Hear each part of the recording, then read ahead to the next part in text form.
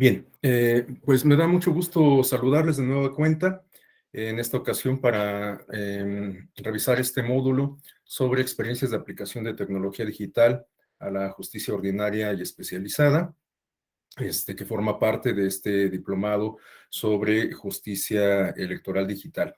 Bueno, en particular, este módulo consta de la revisión, en términos panorámicos, naturalmente, de dos experiencias sobre la adopción de un mecanismo, de un formato de sistema de juicio en línea. Hoy en día, cada vez con mayor regularidad, con mayor frecuencia, de manera más evidente, podemos ver que los organismos jurisdiccionales van adoptando estas nuevas tecnologías en su beneficio y quizás la manera, digamos, como más evidente de notar esto, la adopción de las nuevas tecnologías, estribe en la configuración de un sistema de juicio en línea. La función sustantiva de los tribunales es justamente administrar, impartir justicia, resolver asuntos entre particulares, bueno, no necesariamente entre particulares, pero entre distintas partes, y por lo tanto, pues tiene mucho sentido que los tribunales adopten las nuevas tecnologías con el propósito de cumplir con esta función sustantiva en beneficio, por supuesto, de los justiciables, pero facilitándoles algunos aspectos que podríamos entender como pues el acceso propiamente a la justicia, ¿no? Es decir, que de alguna manera pues las nuevas tecnologías contribuyen a el acceso más inmediato, quizás hasta un tanto más eficiente en atención a la velocidad con que funcionan las nuevas tecnologías, pues para los justiciables, ¿no?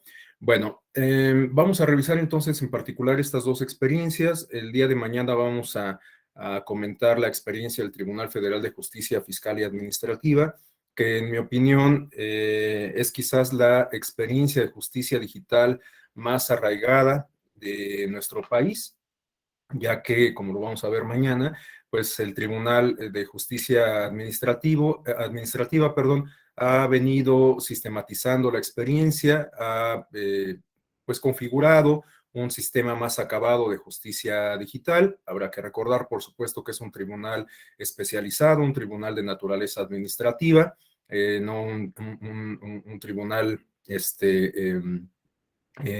ordinario, o qué sé yo, y quizás esto ha facilitado un poco justamente la adopción de estas nuevas tecnologías, ¿no? Y la sistematización de la experiencia, como les comento.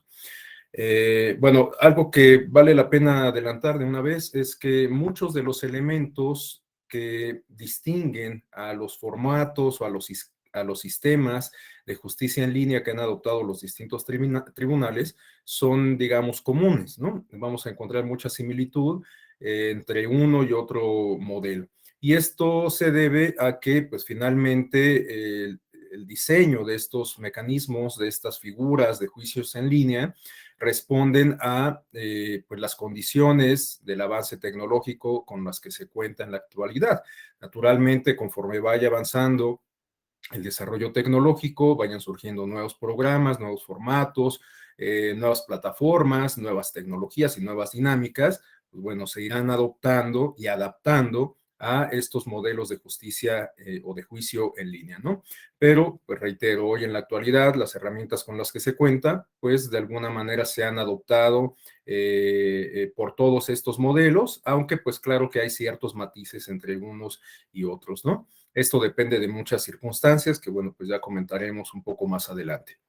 Bueno, me voy a permitir apoyarme en una presentación de PowerPoint. Siempre lo hago o procuro hacerlo. Me parece que es más útil en términos, o que es útil en términos didácticos, en términos de pedagogía, porque pues bueno, se cuenta con un esquema que nos ayuda a conducir la sesión, en mi caso, y quizás pues apoye justamente el proceso de aprendizaje en términos de didáctica, ¿no? Y de pedagogía, como lo comento. Bueno, vamos a comenzar y Para dar inicio, quisiera hacer alusión a algunas aproximaciones conceptuales que me parece que subyacen no solamente al tema que vamos a revisar, sino en general a todo el diplomado. Seguramente, bueno, pues ya tienen ustedes muchas nociones respecto a esto, pero siempre me gusta también plantear mis sesiones empezando por una aproximación o un conjunto de aproximaciones conceptuales que nos ayuden a tener un piso mínimo en estos términos de premisas básicas, de premisas teóricas, y que ello nos coloque en la misma frecuencia, por lo menos para el desahogo de las sesiones, ¿no? Bueno, en tal sentido, vamos a comentar brevemente lo que significa el gobierno electrónico y lo que significa la justicia electrónica, ¿no? Y para esto me parece importante que nos remitamos a algunos conceptos que quizás resulten inherentes a las democracias modernas, ¿no? Atendiendo sobre todo a el avance tecnológico y la adopción que hacen las propias democracias, los propios sistemas democráticos, para, en beneficio de la ciudadanía, de todos estos elementos que derivan del avance tecnológico. En este sentido, estas características que distinguen a las democracias modernas, o unas de las muchas que las distinguen, me parece que tienen que ver con la transparencia y la apertura en términos de información, ¿no? En realidad de lo que estamos hablando es justamente de modelos de Estado abierto. Estos modelos de Estado abierto podríamos considerar que se derivan en tres vertientes en atención a el tipo de autoridad o a los tipos de autoridad que integran el Estado. De tal suerte que estas tres vertientes podríamos identificarlas para el caso de los gobiernos, cuya manifestación a través de esta clave del Estado abierto pudiera ser el gobierno abierto precisamente. Tenemos el caso de los tribunales del Poder Judicial, cuya manifestación del Estado abierto encuentra su cauce a través de la justicia abierta, y tenemos también el modelo de parlamento abierto, que se refiere justamente a la apertura democrática, transparente de los órganos legislativos. Cada una de estas vertientes tiene algunas características particulares, aunque también tiene denominadores comunes. Empecemos con el caso del gobierno abierto. Bueno, el gobierno abierto se refiere justamente a una manifestación del ejercicio del poder vinculada con la transparencia y la rendición de cuentas. De tal suerte que hoy en día, como lo he comentado insistentemente, no podríamos entender un sistema que se precie de ser democrático, un régimen que se precie de ser democrático, ante la opacidad, ¿no? Ante resistencias de transparencia.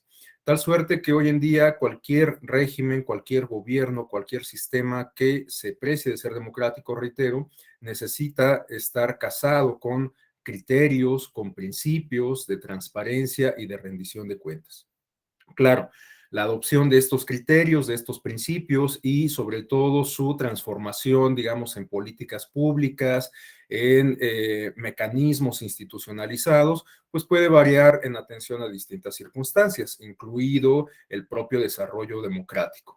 Naturalmente hay países que tienen una tradición democrática de más larga data, y quizás en esos contextos ha resultado más fácil adoptar estos mecanismos, estos esquemas de gobierno abierto, en comparación con democracias emergentes o con democracias que se encuentran todavía en etapa de transición o de consolidación, como es el caso mexicano. Por lo menos esa es la opinión de su servidor.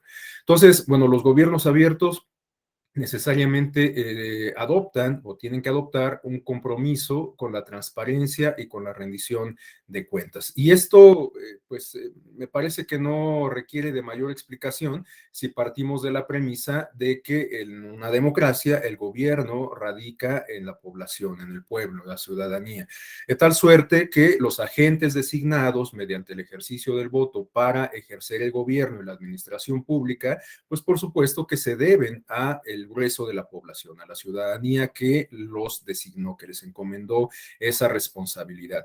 En este sentido, bueno, pues en una democracia no se ejerce el poder de manera arbitraria, o no debiera ser así, sino se tiene que ejercer considerando precisamente a quienes detentan el poder en un sistema democrático, ¿no?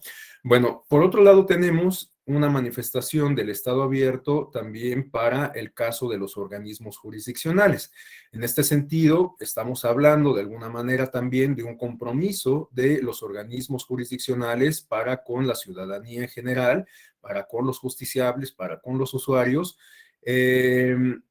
pero en dos vertientes. Por un lado, estamos hablando de que la justicia abierta implica también, digamos, ir adaptando ciertas nuevas tecnologías en beneficio de los justiciables, en beneficio de su acceso a la justicia, pero también implica un compromiso con la transparencia igualmente, ¿no? Como en el caso del gobierno abierto, de tal suerte que los tribunales electorales, igual en un contexto democrático, requieren adoptar mecanismos de transparencia y mecanismos de rendición de cuentas en general.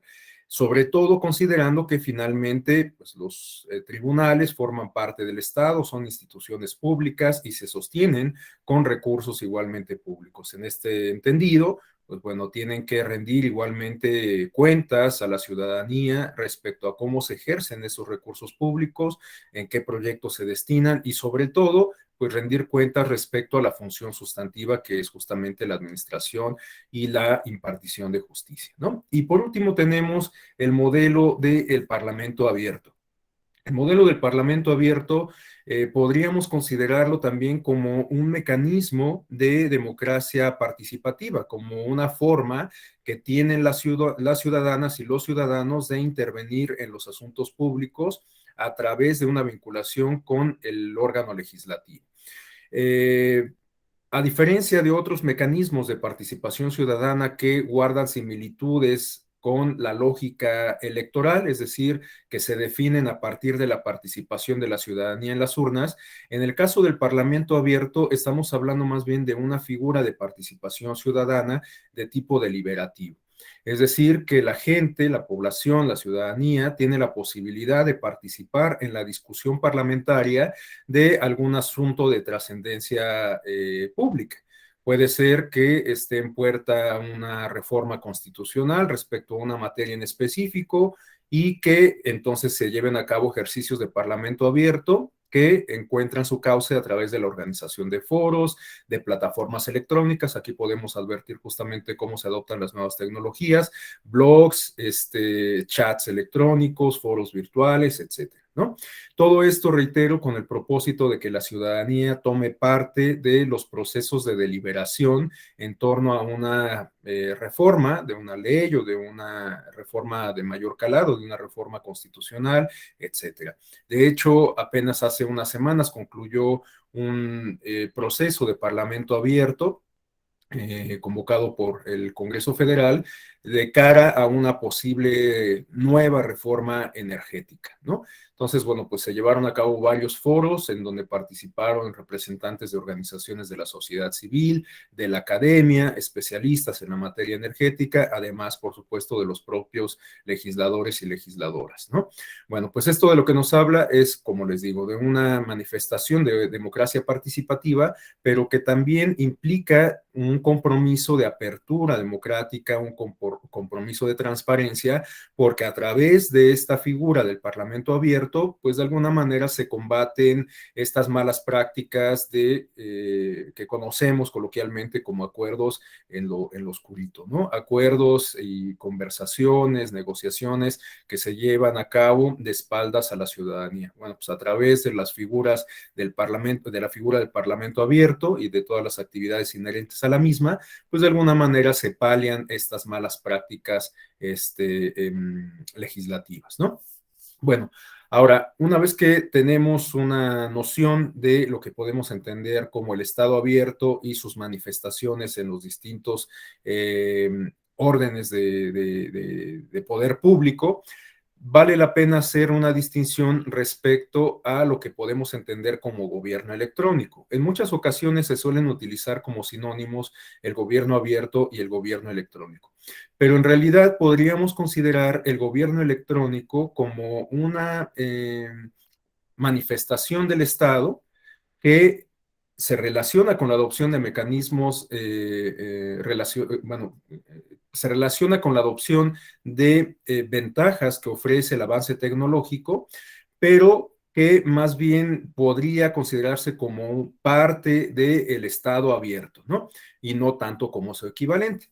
Pensemos en todos estos esquemas que pues hoy incluso hemos normalizado y que nos permiten hacer trámites en línea de distinta naturaleza. Nos vamos a enfocar el día de hoy y el día de mañana sobre la figura del juicio en línea, pero lo cierto es que cuando hablamos de gobierno electrónico, pues podemos identificar muchas otras manifestaciones de esta categoría que incluso, como les digo, pues ya hemos normalizado. Por ejemplo, el pago de impuestos y contribuciones, el pago de servicios, la realización de trámites en línea, de distinta naturaleza, ¿no? La solicitud de licencias, qué sé yo, todo esto pues tiene que ver con cómo se han adoptado las nuevas tecnologías para acercar algunas de las funciones, algunas de los elementos de vinculación con la ciudadanía a través de las nuevas tecnologías, ¿no? Bueno, en este sentido es que justamente podemos entender el gobierno electrónico como se refiere en la lámina, como el uso de las tecnologías de la comunicación para cualquier actividad de la administración pública. Y bueno, pues en la parte de abajo se refiere a un catálogo de cómo se manifiesta justamente el gobierno electrónico ya en la realidad física, cómo facilita la vinculación entre las instancias del Estado y la ciudadanía. Por ejemplo, a través de la agilización de procesos, se facilita el acceso a la ciudadanía a los servicios, no es necesario trasladarse, a esto se refiere justamente el siguiente elemento de evitar desplazamientos, no es necesario trasladarse a una oficina física, hacer fila, sacar ficha y demás, sino que todo esto se puede hacer a través o se puede ahorrar, digamos, haciendo el trámite de manera directa a distancia, ¿no? De manera remota. Esto, por supuesto, que también contribuye a la economización de tiempos, a una mejor organización de los tiempos personales, de los tiempos del propio Estado, y esto pues va de la mano con mecanismos y con formas de eficiencia, ¿no? De las funciones de los organismos estatales. Bueno, también el gobierno electrónico de alguna manera favorece la rendición de cuentas y aquí encontramos un vínculo directo con el planteamiento del Estado abierto, porque a través de o a partir de las nuevas tecnologías, bueno, pues se pueden establecer mecanismos que contribuyan a realizar, a que la ciudadanía realice un escrutinio más puntual del ejercicio de los cargos públicos, de la función pública en general, ¿no? De tal suerte que, bueno, pues hoy a través de los portales institucionales es muy común que podamos acceder a distinta información, a información básica y alguna más especializada relacionada con las distintas instancias del Estado. Y de hecho, para el caso mexicano en concreto, en un momento más voy a hacer más hincapié al respecto, tenemos una ley federal de transparencia, una ley general de transparencia que obliga a las instancias del Estado a contar con una sección precisamente de transparencia, una sección en donde la ciudadanía pueda acceder para poder consultar la información básica inherente a cada una de las instancias que integran el Estado, ¿no? Entonces, bueno, pues vemos cómo las nuevas tecnologías, en este caso, materializadas a través de las páginas electrónicas institucionales, sirven para que, o pueden servir para que eventualmente la ciudadanía realice un ejercicio de escrutinio del poder más pormenorizado, ¿no? Y bueno, también puede ser que a partir de las nuevas tecnologías se fortalezcan las relaciones entre los servidores públicos y la ciudadanía. Bueno, ya quedamos que a través de los portales institucionales se puede tener una mayor vinculación con la ciudadanía, en términos, digamos, no directos, es decir, que, pues bueno, la instancia del Estado correspondiente publica la información a la que está obligada en términos de la ley y la ciudadanía, pues de manera temporal, puede consultar, puede acceder a esos espacios de información, a esos bancos de información, ¿no? Pero además hay otros mecanismos que pueden, digamos, alentar una vinculación más directa y no precisamente atemporal.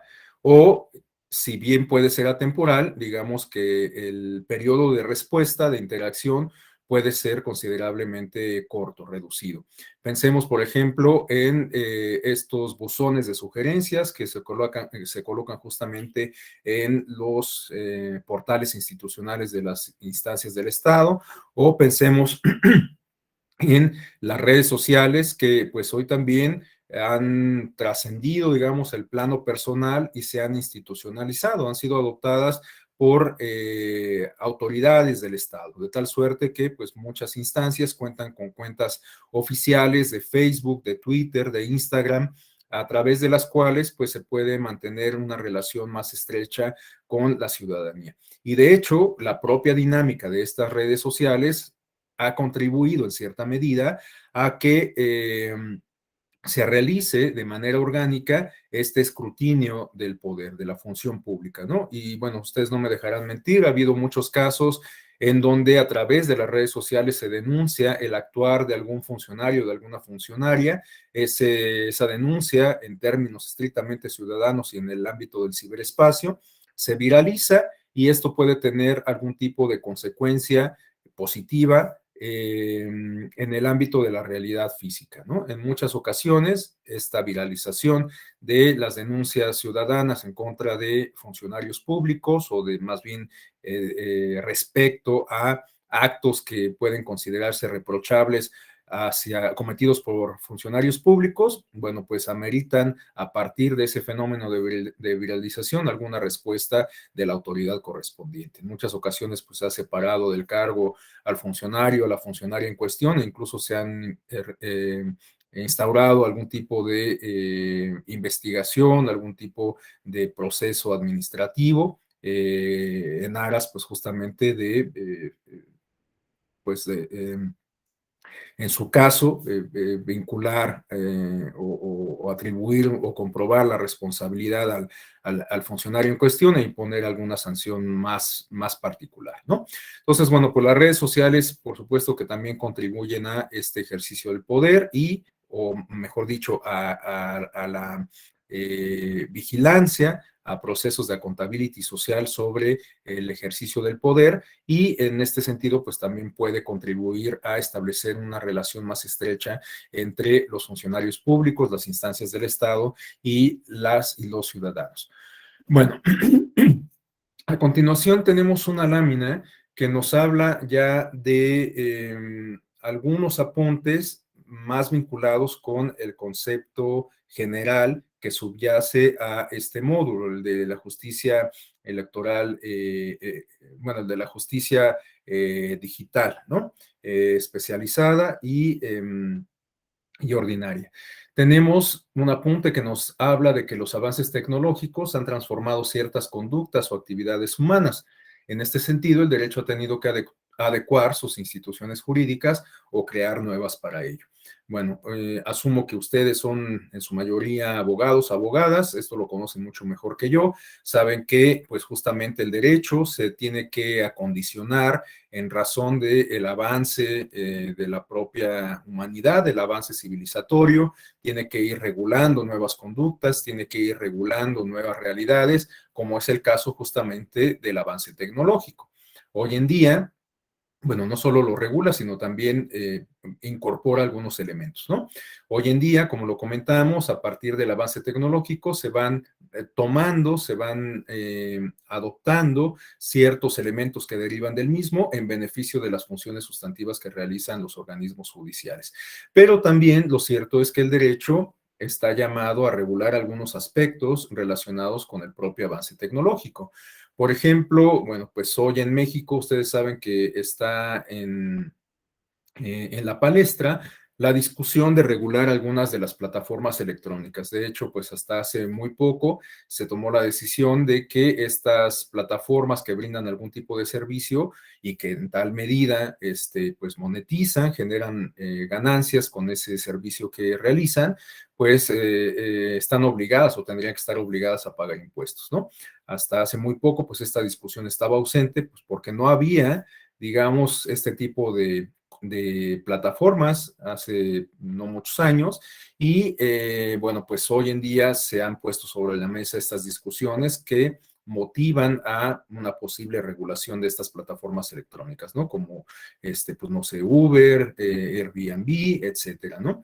Y también para el caso mexicano en particular, hoy en día está sobre la mesa la inquietud, o sea, planteado desde distintos frentes, se ha planteado la inquietud de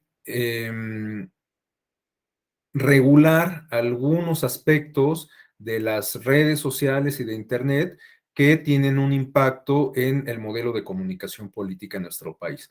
Habrá que recordar que justamente las reglas que rigen el modelo de comunicación política en nuestro país, que se refieren sobre todo a radio, televisión y el uso de recursos públicos con fines electorales, bueno, pues son sumamente intrincadas tales reglas y pues eso da pie a que pues en algunas ocasiones resulta un tanto complicado su cumplimiento y también lo cierto es que los actores políticos suelen tener siempre tentaciones de trastocar la regla de alguna forma, ¿no? Entonces, pensar en regular redes sociales e Internet como ocurre actualmente para radio, televisión y otras manifestaciones de la comunicación política, pues a lo mejor no es lo más conveniente, por lo menos esa es la postura de su servidor. Pero lo cierto es que, reitero, desde distintas trincheras se ha planteado la pertinencia de regular algunos aspectos de redes sociales e Internet. Y bueno, pues esto lo comento simplemente como para enfatizar esta premisa de cómo el derecho eventualmente tiene que atender a las nuevas realidades, a las nuevas dinámicas y reitero, eventualmente, pues regular algunos aspectos sobre estas materias, ¿no? Bueno, volviendo al punto medular de la justicia o de los aspectos que derivan del avance tecnológico y que se incorporan a las instituciones jurídicas, hoy en día podemos advertir algunos elementos pues ya de manera muy clara, muy palpable, ¿no? Por ejemplo, los contratos electrónicos y la manifestación de la voluntad por estos medios. Esto incluso lo hemos llegado a normalizar de una manera pues casi cotidiana en el día a día, ¿no? Cuando abrimos una cuenta en una de estas plataformas que acabo de referir justamente, de Airbnb, de Uber, cuando abrimos una cuenta de correo electrónico, cuando abrimos una cuenta de Facebook, de Twitter o qué sé yo, pues bueno, la compañía en cuestión nos da a suscribir un acuerdo, un contrato electrónico y un aviso de privacidad, entre otros documentos. Lo cierto es que yo me atrevería a afirmar que muy pocas personas se dan a la tarea de revisar a pie juntillas a qué se compromete uno cuando suscribe ese tipo de acuerdos. Lo hacemos pues porque, reitero, estamos como muy eh, enfocados, muy adentrados en las dinámicas de las nuevas tecnologías y bueno, pues simplemente nos dejamos llevar por las olas, ¿no? Hoy en día, pues alguien que no tenga cuenta de Facebook, de Twitter, pues quizás sea alguien que no está conectado con el mundo, ¿no? Es casi como vivir en una caverna. Aunque bueno, en lo particular, su servidor ha de confesarles que no tiene cuenta de Facebook, solamente tengo cuenta de Twitter, aunque no suelo ser muy activo en la misma. Pero lo cierto es que, bueno, pues las nuevas tecnologías, en particular las redes sociales en sí mismas, imponen, digamos, como un cierto poder, cierto mecanismo de coerción para que cada vez más personas se sumen a la dinámica de las redes sociales, ¿no? Bueno, entonces hoy en día suscribimos este tipo de acuerdos, pues de manera, pues a veces hasta a la ligera, ¿no?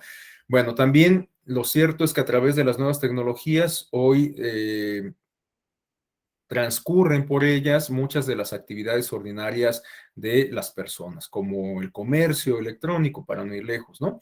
Hoy en día, y esta pandemia lo puso de manifiesto, a través de distintas plataformas, pues podemos adquirir muchos productos y servicios sin necesidad de salir de nuestras casas, ¿no?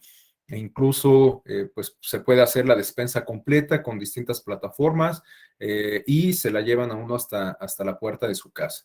Bueno, pues esto se ha venido normalizando en los últimos años, hoy es moneda corriente, pero hasta hace no mucho pues era algo respecto a lo cual ni siquiera se reparaba, ¿no? No estaba en el radar. Y bueno, pues también lo cierto es que el uso o las dinámicas que se dan en términos de comercio electrónico, pues también ameritan una reflexión respecto a cómo se adecuará el derecho, cómo se regularán esas dinámicas de comercio electrónico, porque bueno, yo no sé si ustedes hayan tenido algún problema con algún producto que encargaron a través de Amazon, de eBay, de Mercado Libre, qué sé yo, en lo particular yo no lo he tenido, pero sí he sabido de casos en donde pues se entrega algo en mal estado, se entrega un producto equivocado o una talla equivocada y para hacer el canje pues resulta muy complicado, sobre todo cuando se trata de productos de importación, ¿no? Y esto resulta de verdad muy complicado porque en realidad, pues la interacción que uno tiene es con la plataforma en sí, ¿no? Y no con una persona, con un departamento de atención a clientes o qué sé yo.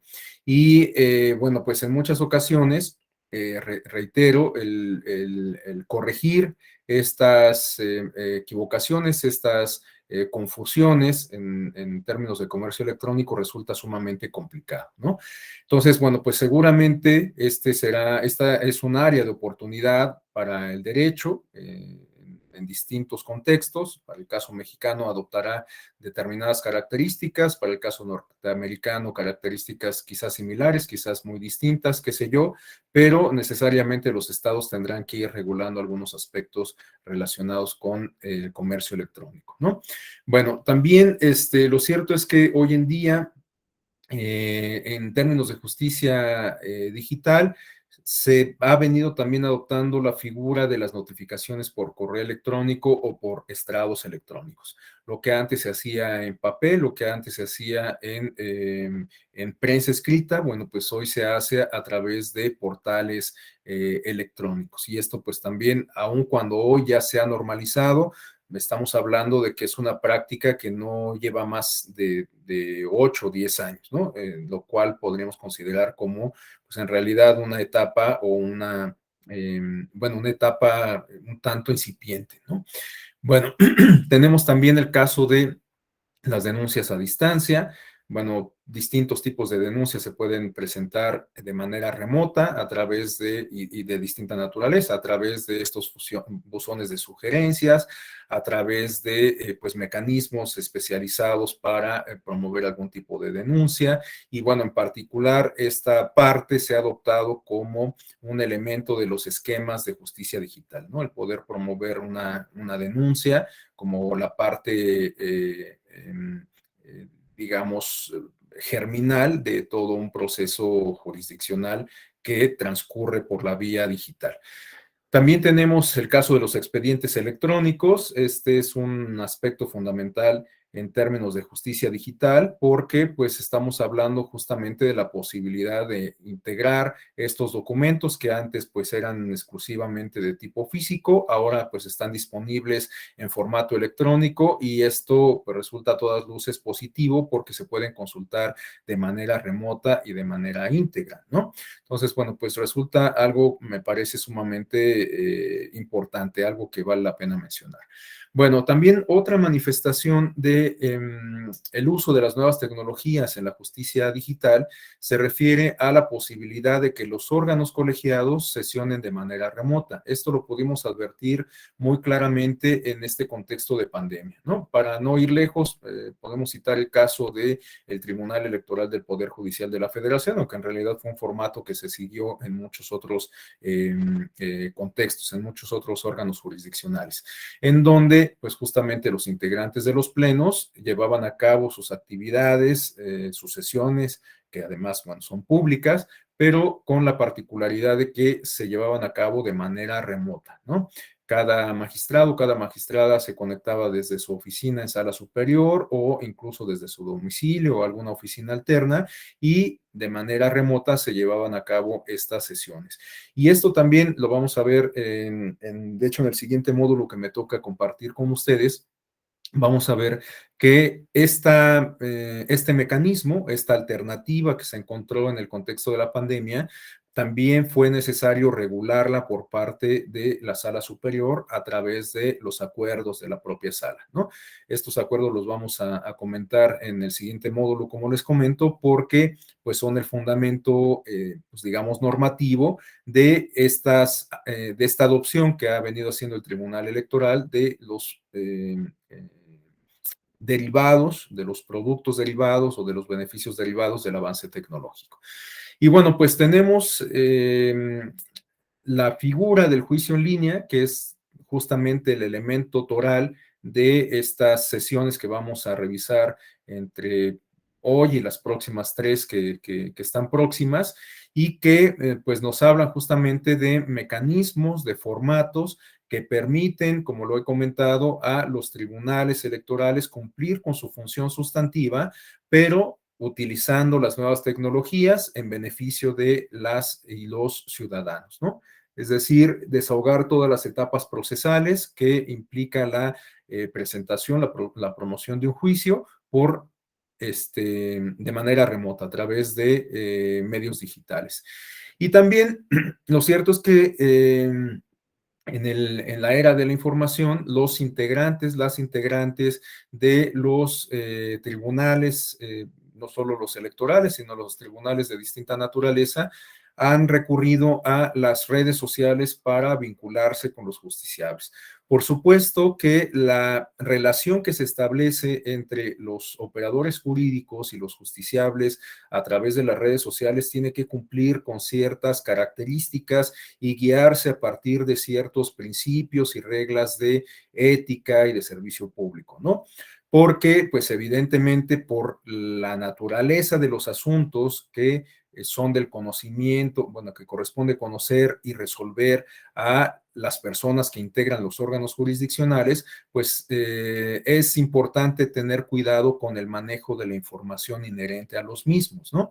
Porque pues si no se puede viciar el procedimiento o puede tener alguna implicación importante, no precisamente en términos positivos, respecto al desahogo de el asunto que se está tratando, ¿no?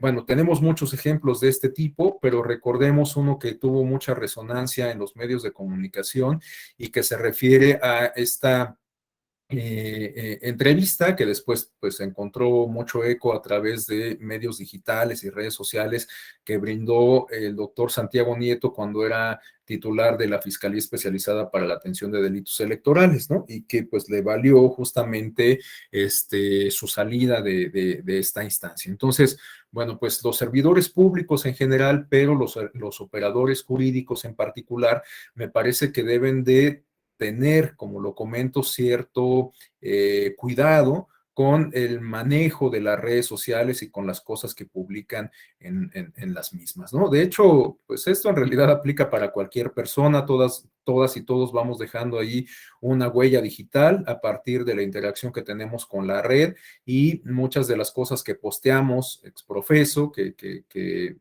pues escribimos o que retuiteamos y con toda la intención de hacerlo, bueno, pues se quedan ahí, ¿no? Y pues ustedes saben que, pues en muchas ocasiones, sobre todo cuando estamos hablando de figuras públicas, pues estos tweets, estos posteos se pueden revertir en contra de la persona que los emitió, ¿no? Entonces, pues en general me parece que es importante que las personas asumamos los riesgos, que más bien que apreciemos los riesgos, que estemos conscientes de ellos cuando nos involucramos en las dinámicas de las nuevas tecnologías y en particular de las redes sociales. Pero reitero, quizás para el caso de los operadores jurídicos, de los funcionarios públicos y de los operadores jurídicos en particular, pues el manejo, el uso de las redes sociales reviste particular importancia, ¿no? Y bueno, por último, el último apunte que tenemos en esta lámina nos habla de una aproximación conceptual sobre la informática jurídica. Esta expresión se refiere a esta es una aportación que nos hace un académico muy prestigiado en materia electoral, Adán Maldonado. Lo extraje de un artículo que publicó en la revista Justicia Electoral, olvidé poner la referencia, después subsanaré esta falta. Bueno, este autor nos habla que la informática jurídica es un instrumento tecnológico al servicio del derecho y de la justicia, entendida como la impartida por los órganos jurisdiccionales a los casos concretos.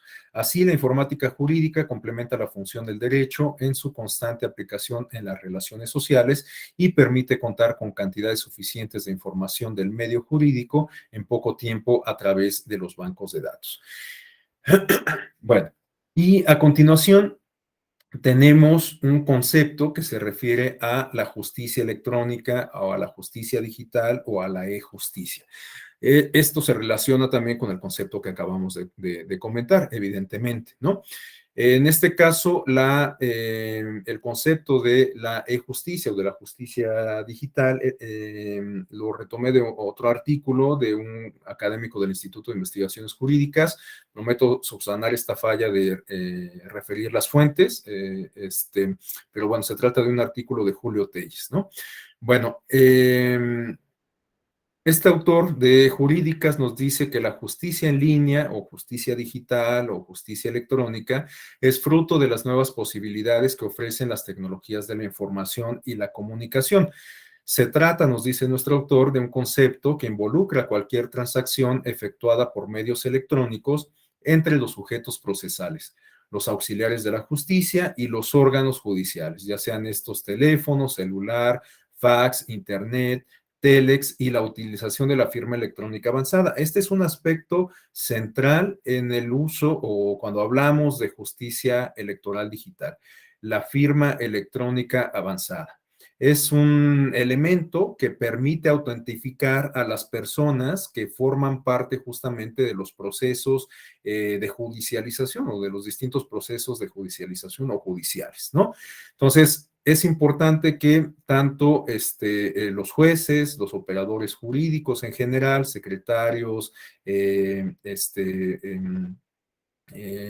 actuarios y por supuesto los propios justiciables cuenten con este elemento de autentificación. Es algo sumamente importante. Bueno, entonces, Telles refiere el fax, el internet, el telex, la FIEL, esta última amparada por un certificado digital. Un poco más adelante vamos a hacer referencia a este componente en específico y concluye nuestro autor diciendo que dicho conjunto de comunicaciones e intercambio de datos por medios electrónicos tiene por objetivo agilizar el proceso judicial por medio de la reducción de tiempos y de costos. Esto que comentábamos hace rato, ¿no? A través de el uso de las nuevas tecnologías, pues no es necesario que nos desplacemos y que invertamos justamente en los traslados, no es necesario que tengamos que invertir tiempo en ese traslado y además invertir tiempo ya ahí en la oficina correspondiente, sino que pues todo esto nos lo podemos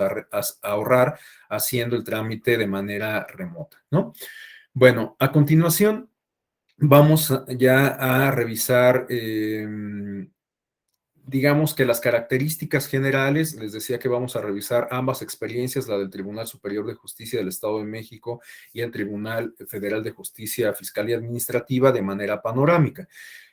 Por un lado, pues porque pues no somos especialistas en la materia, ¿no? En mi caso, pues incluso el tema resulta un tanto novedoso y hasta cierto punto con un grado de complejidad por mi propia formación académica, porque como les decía, bueno, pues yo no soy abogado, soy sociólogo y pues quizás mi propia formación me limite como para identificar algunos aspectos puntuales en términos procesales y su adopción en los formatos de justicia digital, ¿no? Pero bueno, pues atendiendo a estas circunstancias, vamos a revisar de manera panorámica, como les digo, estos dos modelos, el del Tribunal de Justicia, el Tribunal Superior de Justicia del Estado de México y el Tribunal Federal de Justicia Fiscal y Administrativa. Estos dos formatos, estas dos experiencias, no las eligió su servidor, fueron planteadas así desde el inicio por el coordinador del diplomado, el doctor Raúl Ávila, y por eso es que su servidor se dio la tarea, pues, como de estudiar un poco, por lo menos identificar estas características generales que nos permitan, pues, conocer desde esta perspectiva panorámica ambas experiencias, ¿no? Bueno, pues tenemos entonces esta primera experiencia del Tribunal Superior de Justicia del Estado de México, en donde podemos advertir que esta instancia jurisdiccional ofrece varios servicios en línea, naturalmente inherentes a la propia naturaleza, a las propias atribuciones y competencias de este órgano jurisdiccional, ¿no? Bueno, ¿cuáles son estos servicios en línea? Pues algunos se refieren a elementos o a la generación, a la tramitación de algunos elementos que a su vez resultan útiles e indispensables para llevar a cabo otros trámites, como los relacionados justamente con o que se canalizan a través de este mecanismo del juicio en línea. ¿Cuáles son estos elementos que se requieren previamente gestionar para poder acceder a estos otros servicios? Bueno, pues por ejemplo la firma electrónica, para poder llevar a cabo la presentación de alguna demanda, para promoverla y para participar y dar seguimiento al asunto correspondiente de manera remota a través de la figura del juicio en línea, es indispensable tramitar la firma electrónica. También, bueno, pues como parte del esquema de juicio en línea, se da la posibilidad de digitalizar distintos documentos. Bueno, pues esto resulta a todas luces indispensable, ¿no? ¿Cuáles son estos documentos? Pues justamente la demanda y los documentos de prueba que se van a acompañar con la misma, ¿no? Bueno, tenemos también justamente como parte de los servicios en línea y ya propiamente del esquema de juicio en línea, bueno, servicios en línea y propiamente el juicio en línea, tenemos la presentación de demandas y las promociones por Internet. Y todo esto pues forma parte de un esquema de tribunal electrónico, ¿no? En donde además se pueden consultar los expedientes de manera remota, los expedientes digitales. Y bueno, sobre esta experiencia en particular del Tribunal Superior de Justicia del Estado de México, tenemos que para aprender a utilizar esta herramienta, la instancia jurisdiccional ha adoptado mecanismos de capacitación. Es decir, que el Tribunal Superior de Justicia mexiquense brinda sesiones de capacitación a los justiciables para que aprendan a utilizar la herramienta, para que se familiaricen con ella y en esta medida pues les resulte más asequible y pues puedan utilizarla en toda su potencial, ¿no? En todo su potencial. Bueno, algunos de los apuntes que vale la pena tener presente respecto a estos mecanismos de capacitación se refieren a que, bueno, pues se selecciona un día para impartir la misma, por lo regular suelen ser los días lunes, se envía la solicitud a un correo electrónico institucional señalando el correo de los participantes, porque, bueno, estas capacitaciones no es que se realicen vis a vis, es decir, no es que yo me siente frente a la computadora esperando tener un alter ego del otro lado y que me brinde la capacitación de manera individual a mí, sino lo que se busca pues es justamente potenciar estos mecanismos, estos sistemas o estos formatos de capacitación. De tal suerte que pues se suelen, digamos, integrar grupos más bien, ¿no? Entonces, bueno, pues yo en lo particular puede ser que tenga mi despacho y que pues está interesado en que todo el personal que labora en el mismo pues aprenda a utilizar la herramienta del juicio en línea. Entonces, bueno, pues lo que tengo que hacer es justamente hacer la solicitud y enviar los nombres y los correos electrónicos de todas las personas de mi buffet que van a participar en esa, o que yo deseo que participen en esa capacitación. Y bueno, pues lo mismo ocurre para las barras y colegios de abogados o de notarios, qué sé yo, ¿no? Y bueno, pues todas estas solicitudes, como les digo, se van organizando a efecto de integrar una agenda y que la capacitación pues sea, digamos, incluyente, ¿no?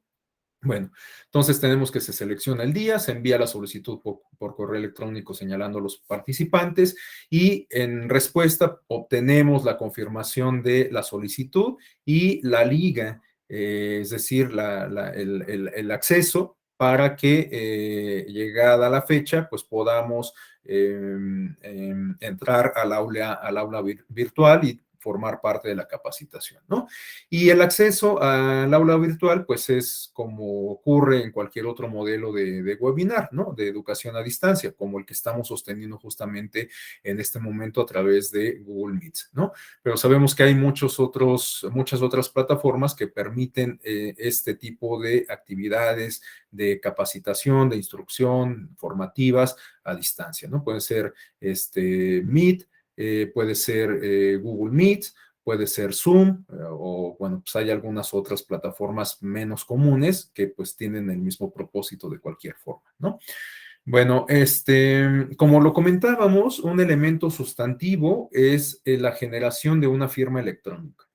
En la lámina tenemos una descripción, una definición de lo que podemos entender justamente como la firma electrónica. Esta es una definición que extraje de la propia información que tiene en su portal el Tribunal Superior de Justicia del Estado de México. Nos dice esta instancia que la firma electrónica avanzada es un conjunto o el conjunto de datos y caracteres que permiten identificar al firmante y que ha sido creada por medios electrónicos bajo su exclusivo control, de manera que está vinculada únicamente a él y a los datos a los que se refiere, lo que permite que sea detectable cualquier modificación ulterior de estos, la cual produce los mismos efectos que la firma autógrafa. Bueno, esta última parte es importantísima tenerla presente. La firma electrónica produce los mismos efectos que la firma autógrafa y bueno, la parte, digamos, técnica, que es la que se describe en la primera parte de esta descripción, nos habla justamente de caracteres y de datos que se asignan para autentificar a una persona en lo particular. Naturalmente, este conjunto, esta articulación de datos y de caracteres, pues varían en cada caso a efecto de que esta identidad digital, esta identidad electrónica, sea exclusiva, como se señala en la lámina, de cada persona, ¿no?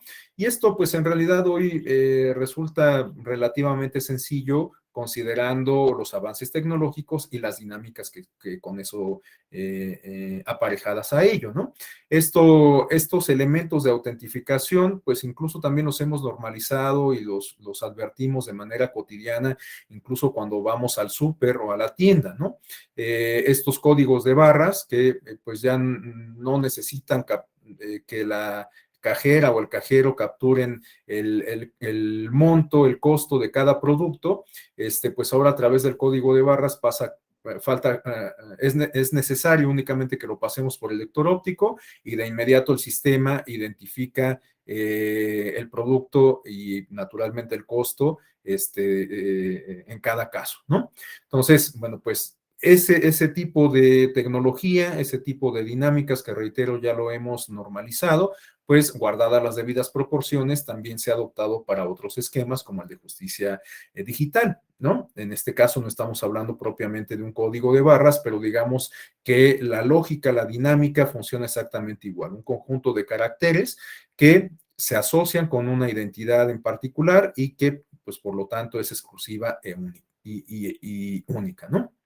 Hoy también pues están muy de moda los códigos QR que nos sirven para abrir páginas electrónicas en donde está cargado un determinado tipo de información. Igual los códigos QR pues están diseñados a partir de caracteres, a partir de distintos elementos tecnológicos y técnicos que permiten dar identidad a un producto, a una página en específico o algún evento en específico, qué sé yo, ¿no?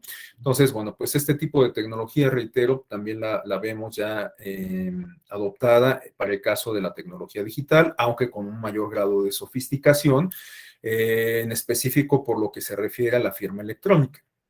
¿Por qué digo que requiere un mayor grado o que demanda o manifiesta un mayor grado de sofisticación? Bueno, pues porque hay ciertos principios que se deben de salvaguardar con la firma electrónica, que son los que se refieren justamente en la parte de abajo de la lámina. Estos principios son autenticidad, seguridad e integridad. Bueno, pues de alguna manera podemos inferir a qué se refiere cada uno de ellos, pero de cualquier forma tenemos ahí un apunte que nos habla de lo que podemos entender por cada uno de estos principios. Para el caso de la autenticidad, Esto consiste en dar certeza de que un documento electrónico ha sido emitido por el firmante, por lo que su contenido y consecuencias jurídicas le son atribuibles a este, ¿no? Entonces, bueno, la firma electrónica nos sirve, entre otras cosas, justamente para autentificar la identidad de la persona que está suscribiendo un documento o un trámite o que forma parte en general de un proceso, en este caso estamos hablando de un proceso judicial. Bueno, pues la firma electrónica es justamente el elemento que nos ayuda a autentificar a las personas que intervienen en el mismo.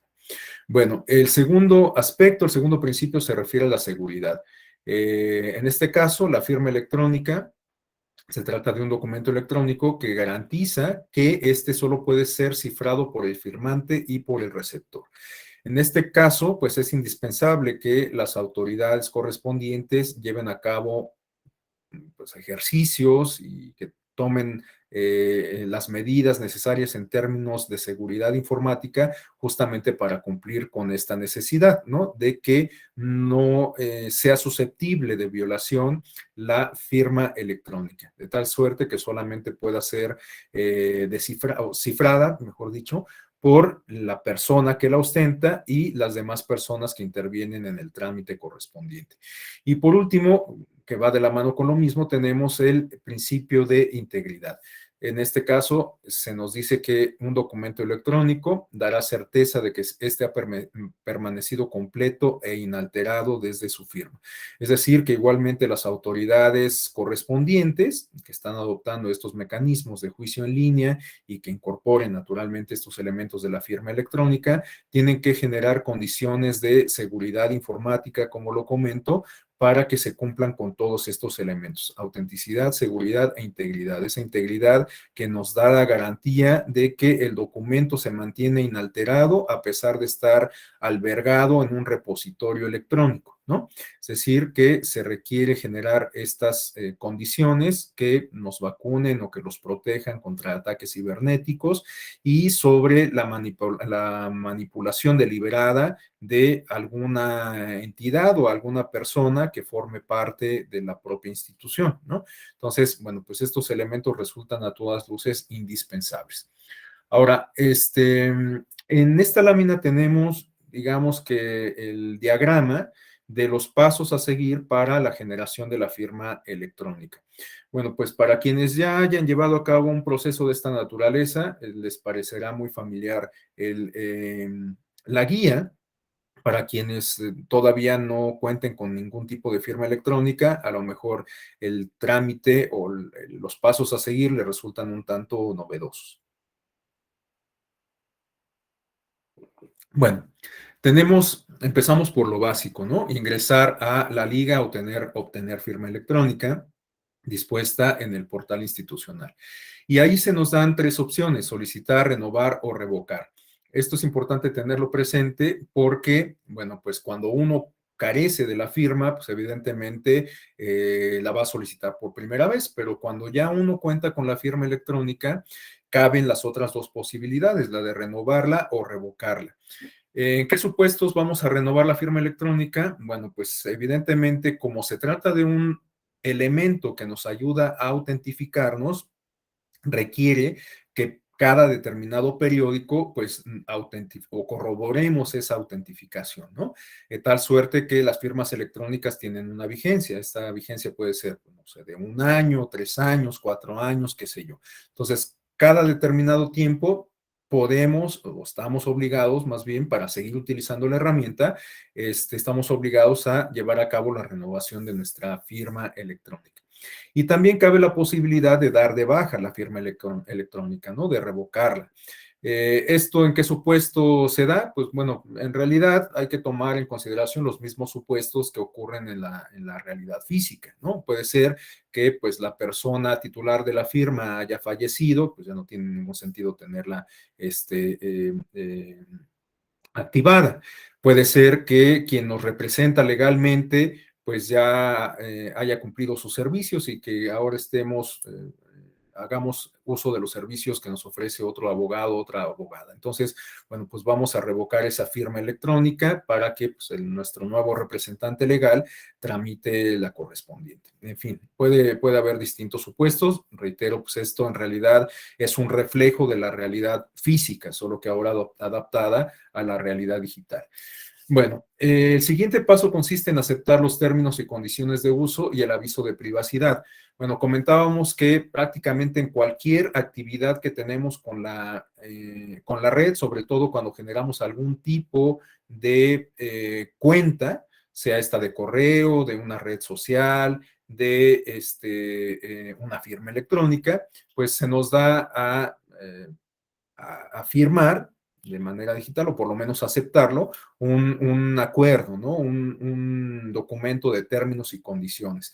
Esto, les digo, lo hemos normalizado quizás más allá de lo necesario, y cuando abrimos justamente una cuenta en una plataforma electrónica, pues no nos damos a la tarea de leerla con lujo de detalle y advertir a qué nos estamos comprometiendo, y también cuáles son los riesgos del uso de esa plataforma, porque hay que recordar que en muchas ocasiones en estos documentos de términos y condiciones se nos advierte que la información que estamos brindando, que la interacción que estamos teniendo con la plataforma va a tener algún tipo de consecuencia.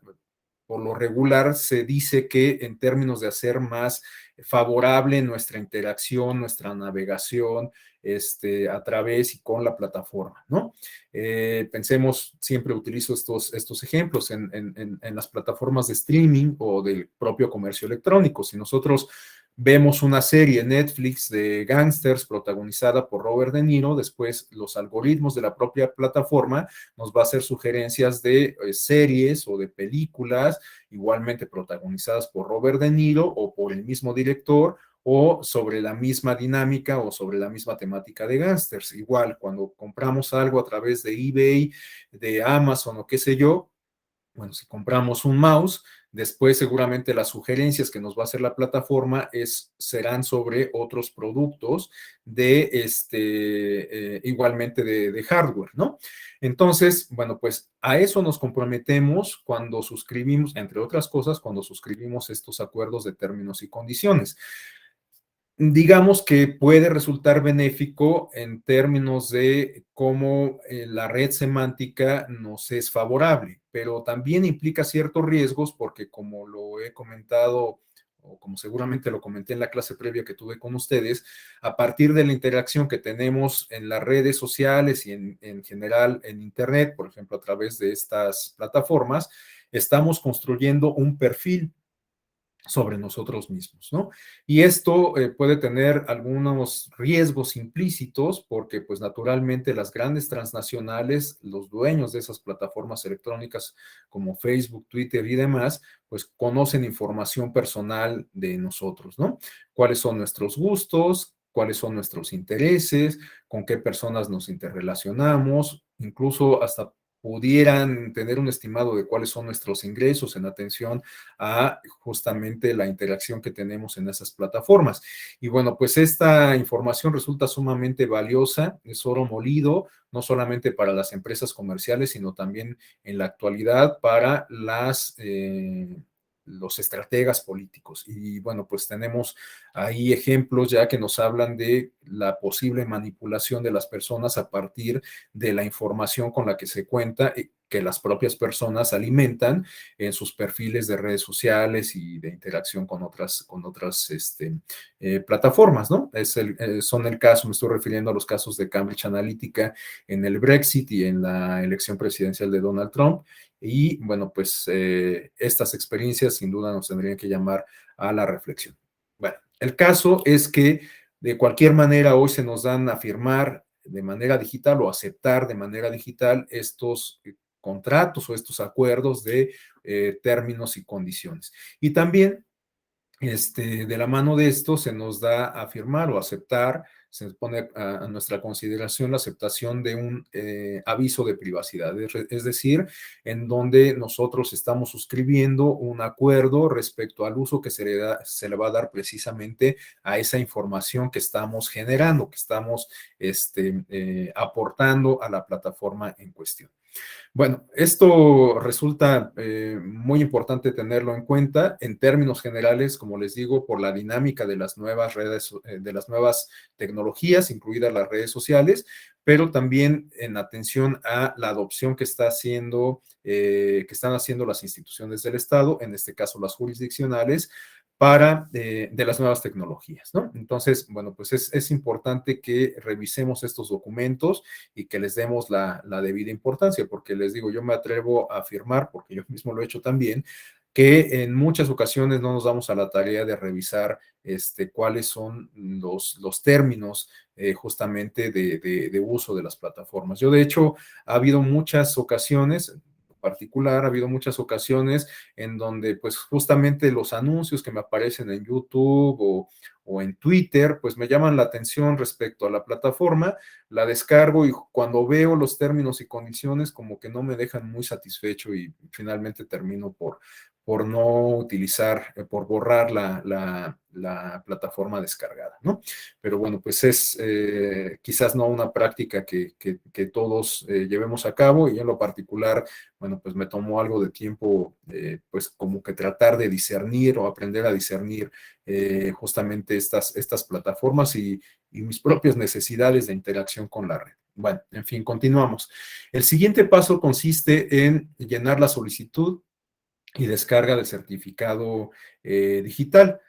¿Cómo se llena la solicitud? Bueno, pues hay campos que pues, resultan, digamos, como muy comunes porque tienen que ver con los datos de identificación de la persona, ¿no? Como el CURP, el nombre, el correo electrónico, y bueno, cuando se hace este registro de solicitud, se solicita también el certificado digital, debe establecer una contraseña y el usuario. Son dos condiciones que pues igual hoy hemos normalizado, pero que resultan indispensables para tener acceso a cualquier plataforma digital. Evidentemente tenemos que autentificarnos tanto con nuestro nombre de usuario, que en algunas ocasiones suele ser el correo electrónico, y la contraseña que hayamos establecido para el uso de esa plataforma. Esto aplica prácticamente para cualquier plataforma. Volviendo a estos casos triviales y ordinarios de Netflix, Amazon, qué sé yo, bueno, pues igual, o sea, cuando vamos a ingresar a la plataforma tenemos que autentificarnos, tenemos que escribir nuestro nombre de usuario y nuestra contraseña, ¿no? Bueno, a continuación hay que descargar el certificado digital. Bueno, digamos que esto forma parte de un proceso. Se hace justamente la solicitud, se llenan los campos correspondientes, se genera el nombre de usuario y contraseña y después se solicita el certificado digital y bueno, ya teniendo todos estos elementos cumplidos, se descarga el certificado digital, el CertKey, ¿no? Este CertKey, bueno, pues yo no soy naturalmente ningún experto en cuestiones tecnológicas, pero se trata de un elemento justamente técnico, informático, que se alberga en nuestro ordenador, en nuestra computadora, y que nos va a ayudar para que cada vez que ingresemos a la plataforma, pues recurramos a ese elemento que está albergado, reitero, en nuestro computador, en nuestro teléfono electrónico, qué sé yo, para que se complete el trámite de autentificación, ¿no? Entonces es importante que este certificado quede guardado en nuestro computador, en nuestro teléfono, en particular en la computadora. Algunos teléfonos no son compatibles, pero en la computadora es importante que quede albergado este certificado y por supuesto que nosotros recordemos la ubicación en donde lo guardamos, porque después pues resulta que lo guardamos en automático y no recordamos dónde está y al momento que lo requerimos pues no lo identificamos. Bueno, a continuación hay que llenar otros campos que solicita el sistema, señalar los datos del documento de identidad y cargarlo junto con comprobante de domicilio y CURP. Hola, doña Bueno, Martita. importante. Buen día. Verónica, creo que tiene su micrófono abierto. Gracias, Verónica. Bueno, estos documentos se tienen que cargar igualmente como para iniciar el trámite de la firma digital, ¿no? Documentos que nos permiten autentificarlos, el CURP y el comprobante de domicilio. Y después, ya el siguiente paso consiste en agendar una cita conforme al calendario y oficinas disponibles. La propia plataforma da ahí las opciones de sesiones, o mejor dicho, las opciones en las cuales se pueden recibir la capacitación correspondiente en un formato de calendario y bueno, pues nosotros únicamente tenemos que seleccionar la que mejor nos acomode para recibir esa capacitación. Y el último paso consiste en que la cita se lleva a cabo por videoconferencia con el apoyo de un agente certificador y se concluye con el envío del acuse por correo electrónico y la asignación de una cuenta de correo institucional. Es decir, que después que ya tuvimos esa capacitación impartida por el propio Tribunal Superior de Justicia del Estado de México, bueno, se nos hace llegar un acuse por correo electrónico y se nos proporciona una cuenta de correo institucional. La cuenta de correo institucional es importante porque va a ser la que nos va a servir con posterioridad para recibir notificaciones, entre otras cuestiones. Entonces, bueno, pues es importante completar este proceso hasta la obtención de la cuenta de correo institucional. Bueno, después, ya como parte del funcionamiento de la plataforma, tenemos la opción para firmar documentos electrónicamente. Una vez que ya generamos nuestra firma electrónica, bueno, pues ya tenemos ese elemento, tenemos nuestro certificado guardado en la computadora y entonces ya cuando interactuemos con la plataforma del juicio en línea y deseemos suscribir, deseemos firmar algún documento, pues lo vamos a poder hacer ya con este certificado de la firma electrónica, ¿no? Es un elemento, como ya les decía, cargado de componentes técnicos y tecnológicos, informáticos, que nos van a permitir autentificarnos y que va a tener la misma validez jurídica que la firma electrónica, de tal suerte que a esto me refería yo con que es un formato o un esquema más sofisticado en comparación con elementos de autentificación que podemos aplicar para otras circunstancias y otros trámites e interacción con la red, ¿no? Y además, la firma electrónica, bueno, pues tiene que cumplir con estos principios que comentábamos hace rato de autentificación, seguridad, etcétera. Bueno, en esta parte tenemos los pasos que se siguen para la firma de documentos y después los pasos que se siguen para presentar una demanda. Y después de que revisemos de manera general estos pasos que sirven para ambas etapas o ambos procesos, vamos a revisar un video que está disponible en YouTube de parte del Tribunal Superior de Justicia del Estado de México y que se refiere justamente a una sesión de capacitación. Evidentemente no vamos a revisar todo el video, ¿no? Porque pues el video dura mucho tiempo y además pues para los propósitos de este diplomado pues a lo mejor no tendría mucho sentido, pero nos vamos a enfocar en unos segmentos que ya tengo yo identificados y que en voz del capacitador, del instructor, pues quizás nos ayude a ilustrar, a tener un mejor entendimiento de estos trámites o de estos procesos con la plataforma digital de juicio en línea, ¿no?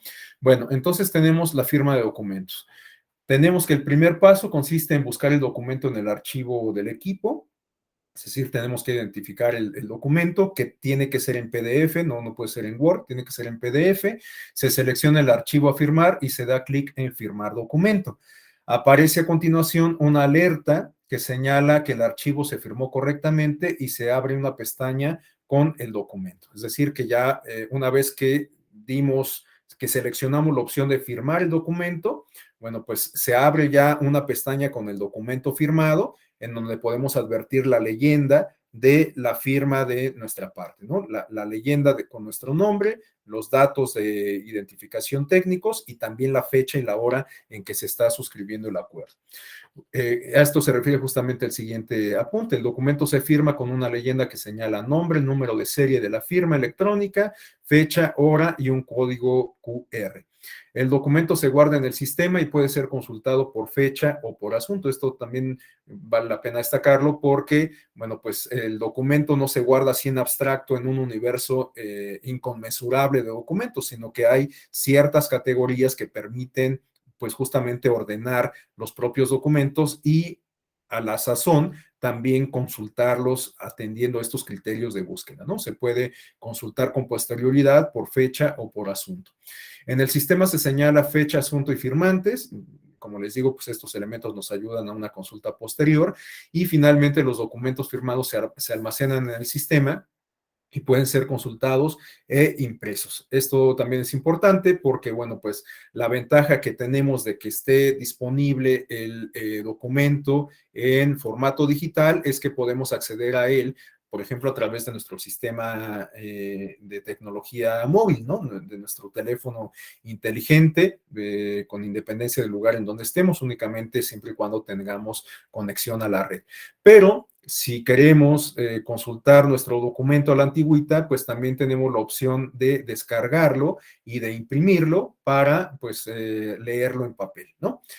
Bueno, el siguiente paso se refiere al proceso para presentar una demanda. Bueno, tenemos que el punto de partida consiste en ingresar a la sección Tribunal Electrónico con el número de usuario, cédula profesional y contraseña otorgada por el agente certificador. El siguiente paso consiste en seleccionar el ámbito jurisdiccional. Recordemos que estamos hablando del Tribunal Superior de Justicia, que pues conoce de distintas materias, civil, familiar, mercantil o penal, y a continuación ingresamos a la sección promover demanda. En primer lugar, se tiene que llenar los rubros correspondientes del formato preestablecido, es decir, que nuevamente se nos da ahí a llenar una serie de campos, ¿no? Campos de identificación. A continuación se cargan los documentos que acompañan a la demanda, todos estos documentos que nosotros consideramos que pueden servir como elementos de prueba o que consideramos que deben de acompañar a la demanda, ¿no? Naturalmente estamos hablando de documentos igualmente digitalizados. En tercer término, se firma digitalmente la demanda recurriendo al proceso que ya revisamos. O sea, tenemos que identificar el archivo PDF de nuestra demanda, seguir los pasos que comentamos justamente en la lámina previa, identificar el certificado y, bueno, con esto ya aparece la leyenda de firma electrónica digital. Se recibe a continuación un acuse en el correo institucional al cual se dirigirán todas las notificaciones oficiales y el correo institucional se consulta en la misma sección del Tribunal Electrónico. Les decía que el conservar nuestro correo institucional y nuestra clave de acceso es importante por estas etapas que ya vienen con posterioridad al momento de interactuar directamente con la herramienta. Bueno, la demanda se contesta en horario de juzgado dependiendo de la hora en que se haya presentado a través del sistema. Bueno, en el formato digital, en el esquema de juicio en línea, podemos presentar la demanda, promoverla en las 24 horas de los 7 días de la semana, pero las respuestas las vamos a obtener solamente en el formato de horario laboral tradicional. De tal suerte que si presentamos nuestra demanda el viernes a las 11:59 de la noche, pues no vamos a recibir respuesta durante el fin de semana, sino hasta el lunes siguiente, ¿no? Entonces, bueno, pues esto también es importante tenerlo presente. Como les decía, a continuación vamos a revisar este video en donde se da cuenta de estos procesos que hemos descrito de manera genérica en las láminas previas. Se trata de una sesión de capacitación llevada a cabo por un agente capacitador del Tribunal Superior de Justicia del Estado de México. Les decía entonces que, bueno, no vamos a revisar todo el video, sino solamente algunos segmentos específicos. Entonces, vamos a revisar el video. Denme un segundo para compartírselos. Y bueno, pues al final de la sesión podemos dejar quizás un espacio de intercambio de opiniones y de percepciones.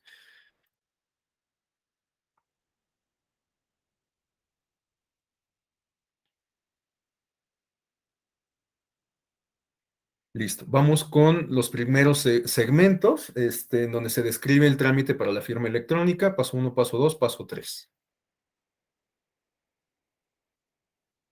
Sí pueden ingresar con esto. Podemos ingresar con nuestro número de celular, pero ya una vez que el agente certificador nos haya dado nuestra firma electrónica y acceso al tribunal, normalmente siempre va a ser nuestro número de cédula profesional para registrar a nuestro usuario.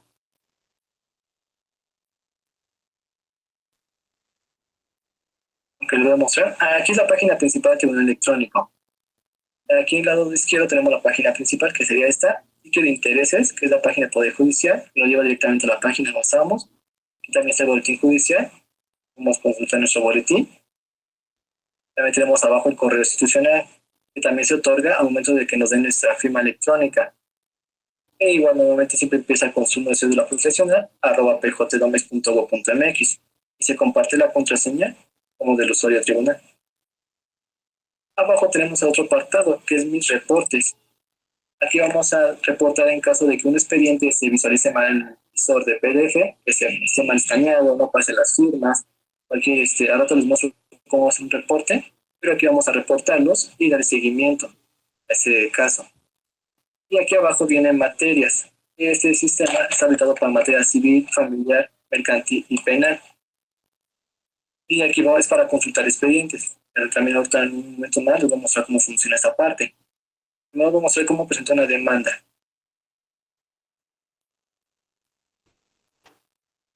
Y para ingresar una demanda, pues vamos aquí en nueva demanda.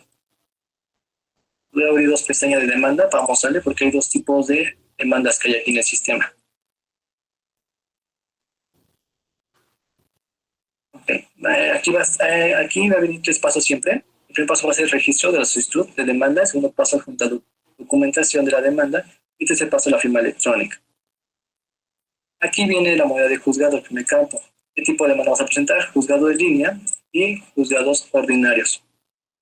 Aquí vamos a dejar esta pestaña, voy a dejar juzgado en línea y la otra juzgado ordinario.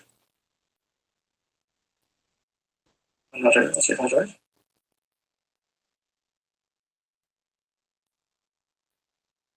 Ok, yo todas las pruebas que voy a hacer ahorita va a ser en una página de pruebas. Por si marcan un error, es porque estamos haciendo cambios ahorita constantemente para detectarnos a ustedes. Ok, aquí en este juzgado ordinario tenemos varias regiones. Tenemos Ecatepec, Texcoco, Clan y Toluca. Conforme a lo que vamos seleccionando, se habilita la lista de abajo. En este caso aquí están las oficialías de Toluca.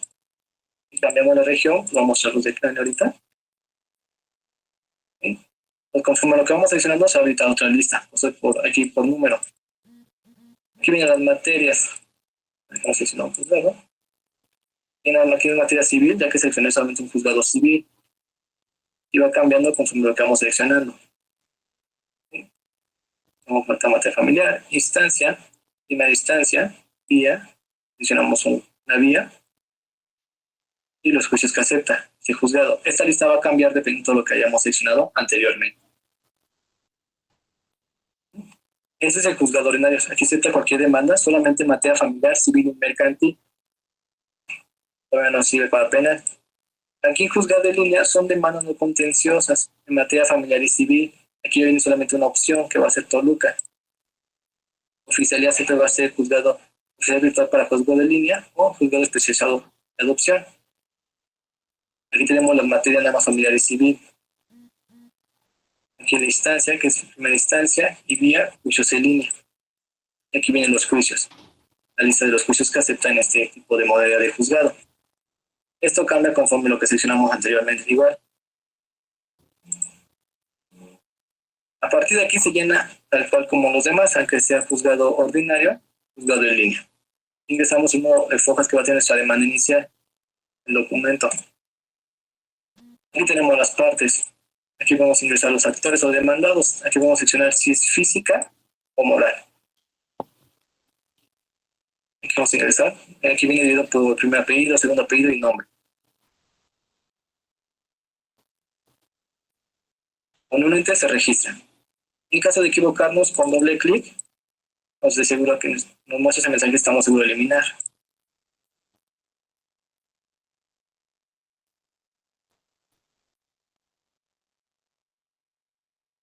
En caso de demandados, aquí se puede, los campos son obligatorios todos. En caso de que no hay demandados, ponemos moral y ponemos o aplica, ya que todos los campos deben estar llenados. En breve descripción vamos a ingresar aquí los datos de nuestra demanda, que por qué solicitamos esta demanda, y aquí agregamos los anexos. En este caso un divorcio.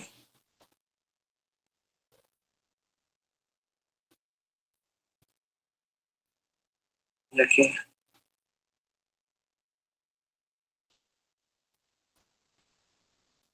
Es un ejemplo.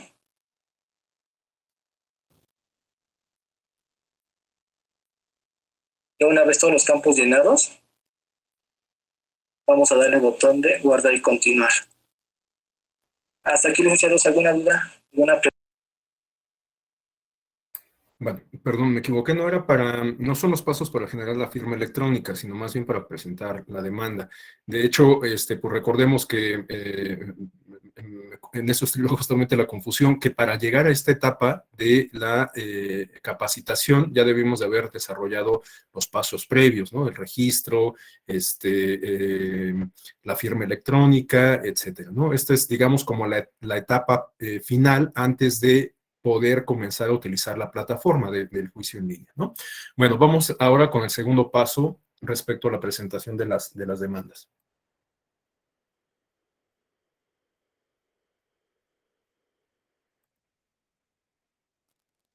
Ok, vamos a seguir con el paso 2.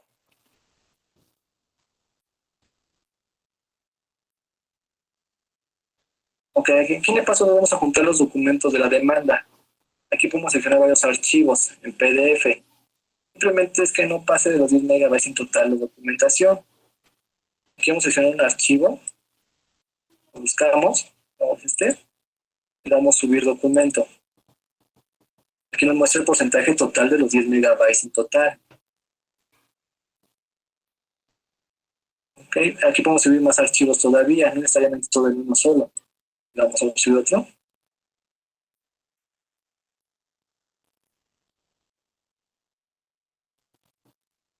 Aquí se va viendo la lista de los documentos que hemos subido.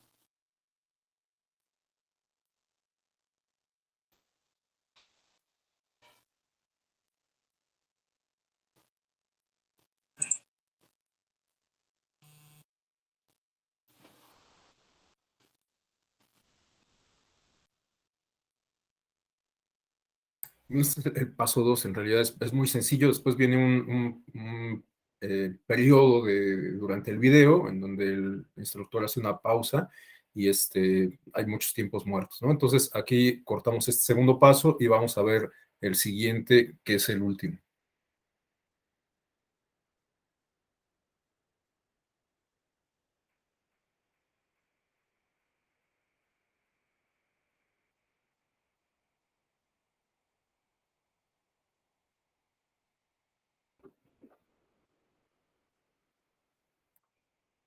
Ya juntado toda la documentación, tenemos la opción de eliminarlo o ver el documento que subimos. Le damos guardar.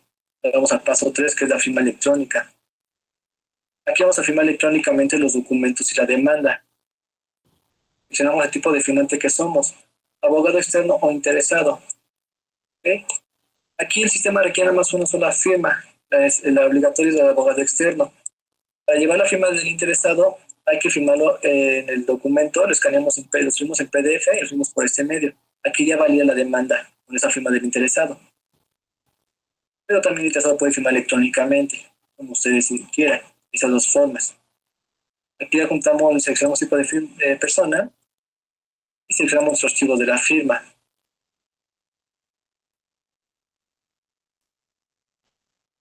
Ingresamos la contraseña.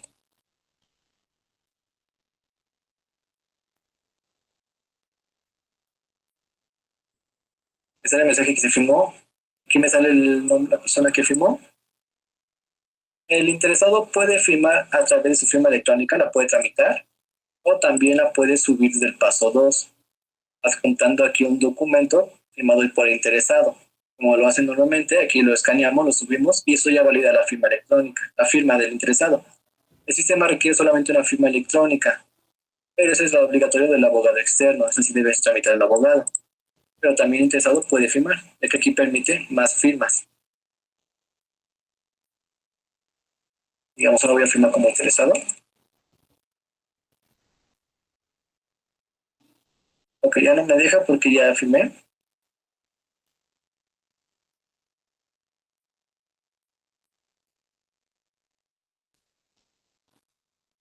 Y me sale que ya firmó el documento, pero aquí si firma el interesado, aparecería abajo igual en la lista. Aquí sería el interesado y el nombre de la persona del interesado. Ya una vez junto a todas las firmas, le vamos a dar enviar demanda. Ya una vez firmado, tampoco podemos modificar ya la documentación del paso 2 y el paso 1. Entonces vamos a enviar la demanda. ¿Está seguro de enviarla? Le decimos que sí.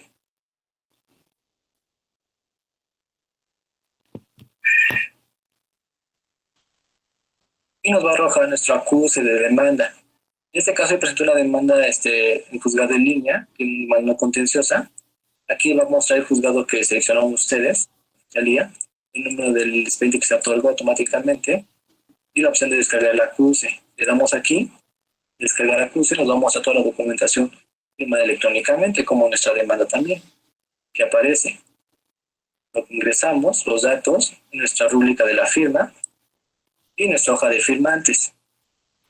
¿Okay? Si le damos clic en este tachecito, nos va a salir aquí arriba la documentación que firmamos. Documentos igual con la rúbrica y nuestra hoja de firmantes. Igual toda la documentación se firma. Tenemos la opción siempre de descargarlo o imprimirlo. La opción de descargar la documentación. Aquí también viene la opción de imprimir y descargar. Okay, y una vez presentada la demanda, toda notificación va a ser a través del correo institucional que se otorga. Para consultar el correo podemos irnos a través de la página principal de aquí del Tribunal Electrónico, en mi sitio de interés y correo institucional. Lo cual es bueno, usted le va a pedir, le va a mostrar, les va a mostrar esta pantalla. Aquí vamos a ingresar nuestro número del usuario, que es su número de cédula profesional. Ingresamos con @pjdomes.go.mx y la contraseña del Tribunal Electrónico, que hasta ese momento se comparte.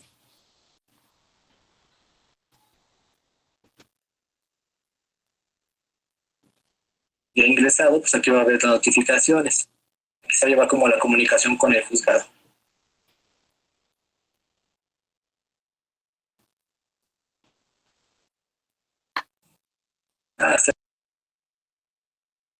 Bueno, estos son los 3 pasos para la presentación de la demanda. Ahora vamos a ver los 2 segmentos que son bastante más breves respecto a la promoción de la consulta de expedientes en línea. Entonces, denme un segundo para ubicarlos.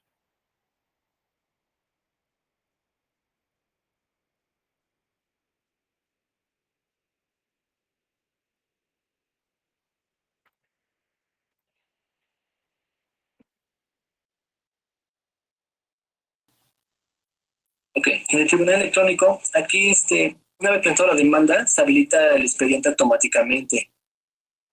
Digamos, otra familiar, en la región Toluca que la presenté, le damos consultar y nos va a mostrar aquí todos los juzgados que tengamos un expediente. Esos expedientes los vamos a solicitar a través del sistema, que yo te digo cómo solicitarlos. Pero cuando presentemos una demanda a través del sistema, se habilita automáticamente el expediente. No tenemos que solicitarlo por ninguna promoción. Digamos, solicitamos este expediente y aquí estamos en nuestro expediente. En este caso ya está uno bien iniciado.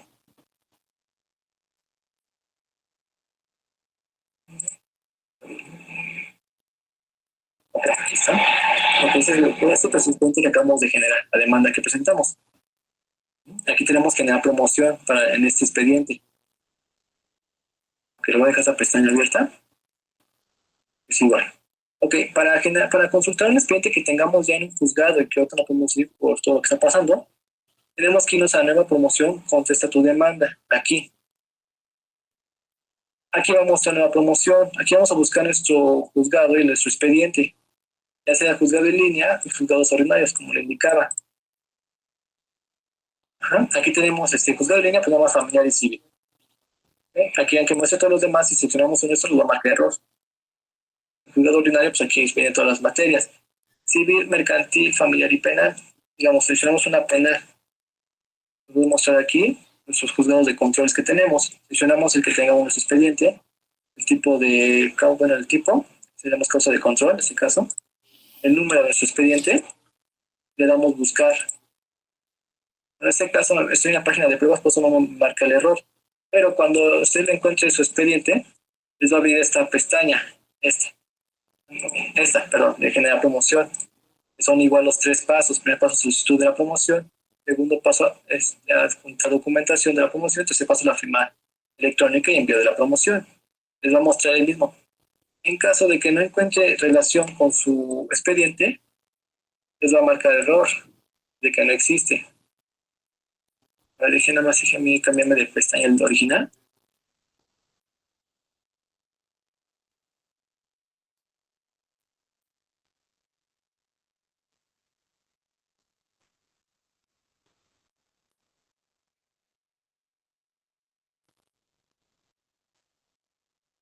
Recuerden que yo estoy haciendo las pruebas en tenemos una página de pruebas, como la que son errores. Entonces ya está funcionando.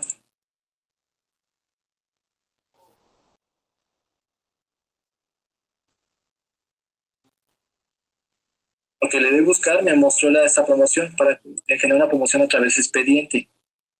En caso de que no no se encuentra, va a marcar el mensaje de error. Aquí nos vamos a este error, no se encontró en carpeta judicial, se cerrará el formulario, cierra automáticamente. Así nos damos cuenta, estamos con nuestro expediente correcto. Hasta aquí hay una duda de cómo llenar una promoción, o les digo cómo llenar ese formulario. Bueno, a continuación vamos a ver el segmento correspondiente a la consulta de expedientes, que es el último, dura alrededor de 5 minutos.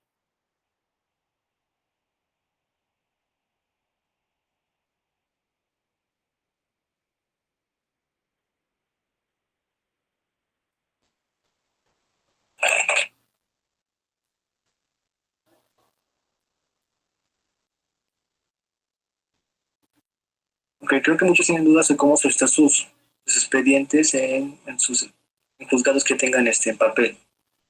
¿Lo voy a explicar otra vez?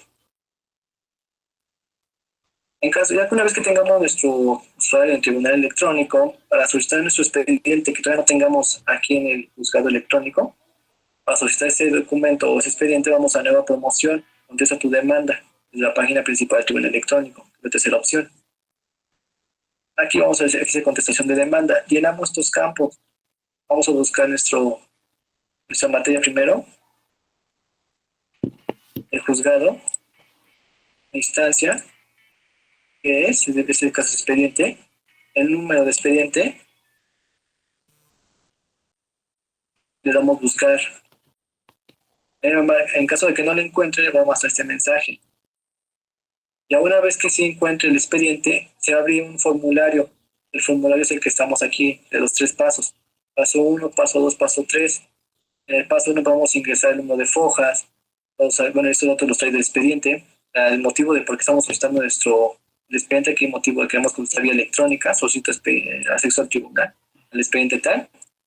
Aquí ingresamos las notas, aquí le anexamos los anexos, aquí son la lista de los anexos. En este caso, puse de tribunal, le damos validez de que ya estamos en el acuse. Aquí pegamos el acuse tribunal, contenido, le damos guardar y continuar. En el paso 2 vamos a juntar aquí el documento. En el paso 2 juntamos el documento. Es subimos el acuse del tribunal electrónico. Ahí nos tengan una duda, aquí solicitamos. Por aquí vamos a solicitar el expediente. Por este medio. Lo buscamos. Lo buscamos y nos habilita una nueva pestaña con 3 pasos. Paso 1, paso 2 y paso 3.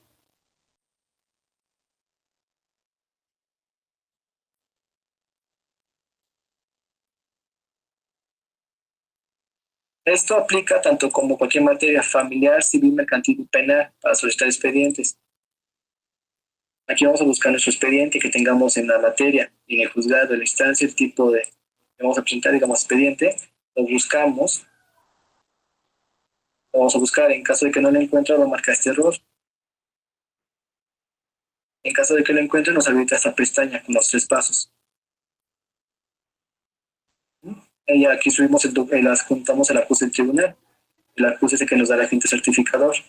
Es este.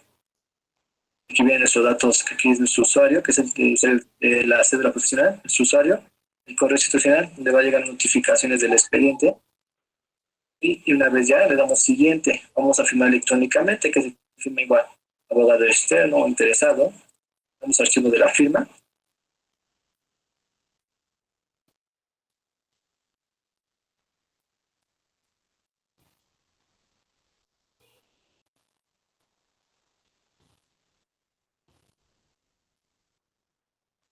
Y le damos firmar documento. Y sale firmado satisfactoriamente, le damos a aceptar. Aparece aquí la lista de las personas que firmaron y enviamos la promoción. Si estamos seguros, aceptamos.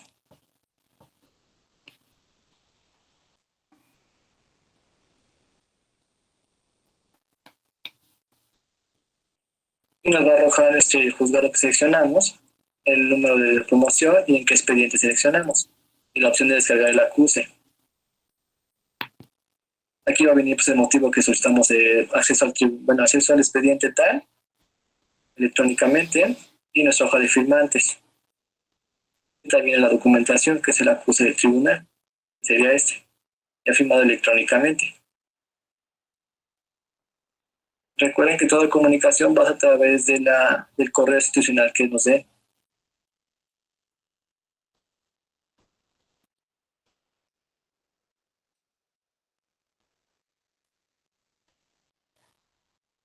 Hasta aquí, licenciados, algunas dudas de cómo presentar una promoción y poder consultar un expediente que tengamos en un juzgado.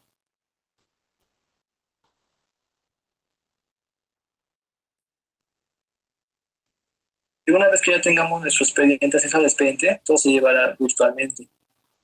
Y se van a generar promociones. Ya una vez que esté liberado el expediente, lo podemos consultar a través de aquí. Es materia, seleccionamos la materia que solicitamos el expediente, consultamos. Y aquí nos va a mostrar los juzgados, en qué expediente tengamos en el juzgado donde se liberó. Aquí se ve ya el expediente, en este caso vamos a ver un ejemplo. Y aquí ya ven todo el expediente, sus promociones, sus acuerdos, sus sentencias, sus audiencias. Van a poder consultar todo electrónicamente y empezar a generar promociones a través de este expediente.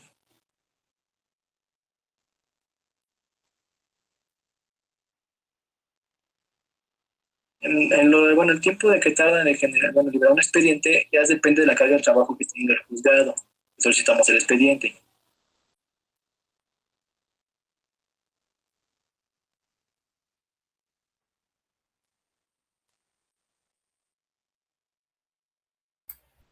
Bien, pues como les decía, estos videos nos ayudan pues, a ilustrar parte de lo que explicamos sobre cómo funciona la herramienta. Naturalmente, pues en la medida en que los propios usuarios, los propios justiciables vayan familiarizándose con ella, pues se volverá más fácil de utilizar, de administrar, ¿no? Bueno, de hecho, no sé si por esto tengamos abogados del Estado de México que lo hayan, abogados, abogadas que ya hayan ocupado la herramienta, pues a lo mejor nos podrían compartir su experiencia. Bueno, para cerrar, solamente quisiera comentar algunos asuntos, algunos temas, aspectos finales relacionados con esta experiencia del Tribunal Superior de Justicia del Estado de México, ¿no? Tenemos en la lámina otros servicios del Tribunal Electrónico, bueno, lo que ya comentamos, el propio instructor lo menciona y va guiando paso por paso cómo hacer para presentar promociones y para consultar expedientes, ¿no? Bueno, algo que me parece importante señalar es que esta capacitación ya es un tanto añeja. La verdad es que no encontré otro video más actual que nos permita pues, justamente cumplir con el propósito, ¿no? De didáctico, de ilustrar, pero a lo mejor ya la herramienta ha venido modificándose. Por ejemplo, en ese entonces estamos hablando que solamente se podían consultar, presentar demandas en dos materias, ¿no? La verdad es que, bueno, para mañana completar la información, les voy a comentar si ya están abiertos para todos los campos, bueno, para todas las áreas de especialidad. Y bueno, pues ya lo comentamos. Algo que vale la pena destacar es que aun cuando es un tanto intuitiva la propia plataforma que nos va dando campos, que nos va guiando paso por paso. Lo cierto es que a golpe de vista pareciera un poco complicado, ¿no? Reitero, a lo mejor en la medida en que vayamos utilizando la herramienta, pues ya vamos a ir familiarizándonos con la misma y va a ser bastante más sencillo interactuar con ella. Pero les pido que tomen nota de las características de esta herramienta y de las que vamos a revisar mañana para el Tribunal Federal de Justicia Fiscal y Administrativa, que también tiene esta dinámica, digamos, intuitiva, pero está mucho más sistematizada, de tal suerte que vamos a ver que en los casos en donde hay que llenar campos, por ejemplo, pues nos dan la opción de autollenado, de tal suerte que pues no necesitamos incluso escribir el campo completo, sino que ya nos va dando las opciones y nosotros seleccionamos la que mejor corresponda, ¿no? Además de que pues hay muchos campos ya precargados que nos ahorran justamente esta etapa de ir llenando rubro por rubro y además en general toda la experiencia está bastante más sistematizada al grado de que en la propia página del tribunal hay algunos documentos que sirven como guía y otros videos que sirven como tutoriales, pero que tienen incluso, pues hasta un nivel de producción, podríamos decir, bastante más acabado en comparación con este video de capacitación, ¿no? Pero bueno, pues eso lo vamos a revisar el día de mañana. Y ya para cerrar esta experiencia del Tribunal Mexiquense, pues tenemos aquí una captura de pantalla de otros servicios en línea que ofrece el tribunal, entre los cuales está este buzón de denuncias, ¿no? También el tribunal pone a disposición de los usuarios una guía para presentar una denuncia por una posible conducta infractora, reprochable de cualquier servidor del Poder Judicial. Y bueno, pues esta guía está planteada en estos términos didácticos de respuestas a preguntas muy puntuales, ¿no? O sea, la respuesta que es una denuncia, en contra de quién se puede presentar, quién puede presentarla, cuál es la finalidad de la misma y cómo presentar una denuncia, ¿no? Bueno, pues aquí viene justamente la guía como para actuar en correspondencia. Bueno, aquí vienen los rubros que se tienen que llenar. Esto me pareció importante destacarlo por lo que les decía hace rato de la justicia abierta, ¿no? Y la diferenciación con los gobiernos electrónicos. Si bien los gobiernos electrónicos y los derivados que pueden aplicar, por ejemplo, para el caso de la justicia electrónica, caben dentro de los modelos de Estado abierto, justicia abierta y tal, no son equivalentes, no son lo mismo, ¿no? Pero pues van evidentemente de la mano. Entonces, en este caso estamos hablando de que el Tribunal Superior de Justicia del Estado de México está incorporando mecanismos de justicia digital, de justicia electrónica, pero también está incorporando, derivado del avance tecnológico, elementos de justicia abierta, ¿no? Y bueno, pues la justicia abierta pasa por el escrutinio, por la revisión del actuar de los propios funcionarios jurisdiccionales. Entonces, bueno, pues por eso es que me pareció importante destacar esta parte. Y bueno, pues aquí simplemente se señalan los campos que se tienen que llenar para presentar una denuncia. Y para concluir, tenemos estas cifras relevantes que pues igual están un poco desactualizadas, pero bueno, me parece importante destacarlas por el contexto en el cual podemos identificar el corte, ¿no? Que es de julio del 2020, los primeros 6 meses de la pandemia, en donde pues justamente por estas condiciones sanitarias nos vimos obligados a incursionar de manera más marcada en las nuevas tecnologías, en algunas de las herramientas como el juicio en línea, como estos esquemas de webinar, entre otros. Entonces, bueno, con corte a ese julio del año 2020 y considerando que el esquema, el formato del juicio en línea tenía apenas unos cuantos meses, me parecen muy reveladoras las cifras que comparte el propio presidente del tribunal. Tenemos que en 2020, en enero del año 2020, se habían tramitado 200,000 firmas y esta cifra se incrementó en ese periodo de 6 meses, de los primeros 6 meses del año 2020 a 6,200, ¿no? Entonces, pues, vemos un crecimiento exponencial de firmas electrónicas. Se habían impartido para ese mes de junio alrededor de 5,430 cursos de capacitación y se habían presentado alrededor de 8,664 promociones. Se contaba con 372 expedientes generados en línea en la época de pandemia, es decir, en esos meses que van no de enero, sino de marzo a junio, lo cual pues también es sumamente revelador, porque estamos hablando prácticamente de 3 meses. Y se habían promovido 573, resuelto 573 juicios de alimentos. Además, se habían presentado 3.210 audiencias penales. Y bueno, pues hasta aquí dejaría la exposición entonces correspondiente a esta experiencia del Tribunal Superior de Justicia del Estado de México y dejaríamos para el día de mañana esta experiencia del Tribunal Federal de Justicia Administrativa que, como les digo, en mi opinión, es quizás la más arraigada, la más acabada en términos de justicia digital. Bueno, pues estamos ya sobre tiempo, pero de cualquier forma, si alguien desea hacer alguna intervención, algún comentario, alguna réplica, alguna precisión, bueno, pues es absolutamente bienvenida. Adelante, Eladio. Gracias, muy buenos días. Un gusto saludarlo, doctor, y a todos, muy buenos días. Me parece que la exposición ha sido bastante clara. Solamente quería comentar que yo tuve la oportunidad, el año pasado, tuve la oportunidad de tramitar la firma electrónica en el Tribunal de Justicia del Estado de México. Efectivamente, bueno, advierto, no soy abogado, soy politólogo, y la verdad es que no es nada didáctica la página para sacar la firma electrónica. Tuve que auxiliarme de un tutorial en YouTube, afortunadamente lo existía, si no hubiera sido necesario a lo mejor sí buscar un abogado, pero no es nada didáctico, nada amable, la página, o sea, finalmente no es, no es accesible, o sea, es bastante técnica, o sea, a mí sí me costó bastante trabajo, digo, no soy experto en sistemas computacionales, sin embargo, pues bueno, no soy un novato tampoco, pero me costó muchísimo trabajo. O sea, no sé si estos sistemas son así, porque no son tan accesibles como podríamos decir. Ese es mi único comentario. Muchas gracias, gusto en saludarlo. Muchas gracias, Eladio. Bueno, pues sin duda son áreas de oportunidad, ¿no? De hecho, el día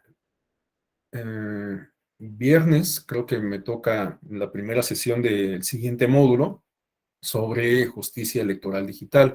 Y vamos a ver que, pues si bien es una tendencia que los tribunales electorales locales también adopten estos esquemas de juicio en línea, lo cierto es que, pues en cada caso se imprimen características particulares, ¿no? Entonces hay como mucha disparidad, aun cuando, reitero, hay varios también elementos comunes, ¿no? Pero pues hay muchas áreas de oportunidad en este proceso de adopción de los juicios en línea en los distintos órganos jurisdiccionales. Bueno, pues entonces dejamos hasta aquí la exposición. Muchas gracias a todos, a todas por el favor de su atención. La retomamos el día de mañana, como en todas las clases que imparto, me reportaré en punto de la hora y daremos inicio a los 5 minutos después. Bueno, pues no me resta más que desearles muy buen día y nos vemos el día de mañana. Muchas gracias. Gracias. Gracias.